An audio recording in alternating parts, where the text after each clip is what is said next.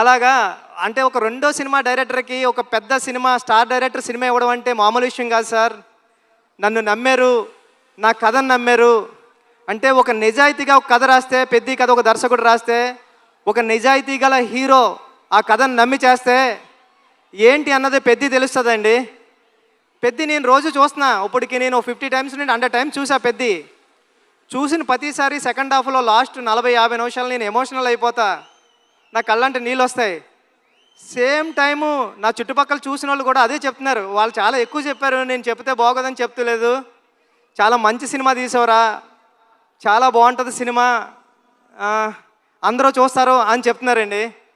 ఈ cinema June 4th release అవుతుంది. ఫ్యామిలీస్తో వెళ్ళండి, మీ కిడ్స్ని తీసుకుని వెళ్ళండి. అంటే పెద్ద అంటే ఒక ఆటంకం వస్తే ఆగిపోయే ఒక కుర్రోడి కథ కాదు, ఎన్ని ఆటంకాలు వచ్చినా ముందుకు సాగే కుర్రోడి కథ. నేను 9th క్లాస్లో ఉన్నప్పుడు చదువుకున్నా, పట్టుదల ఉంటే సాధించలేనిది లేదని. 10th క్లాస్ నాన్ డీటెయిల్లో ఉండేది. అలాగ పట్టుదల ఉంటే ఏమి సాధించవచ్చు అంటే చాలా ఇన్స్పిరేషనల్ స్టోరీ పెద్ద జర్నీ. పెద్దిగాడికి విజయం చాలా ఈజీగా దక్కలేదు, చాలా స్ట్రగుల్తోనే విజయం సాధించాడు పెద్దిగాడు. కానీ ఆ సాధించిన విజయం ఎలా ఉంటుంది అన్నది రేపు పెద్ద థియేటర్లో చూద్దరు. కానీ థ్యాంక్ యూ చరణ్ సార్, నన్ను నమ్మినందుకు, నాకు ఈ సినిమా ఇచ్చినందుకు. మిమ్మల్ని లైఫ్లో ఎప్పటికీ మర్చిపోను, మీకు రుణపడి ఉంటా సార్ ఎప్పటికీ.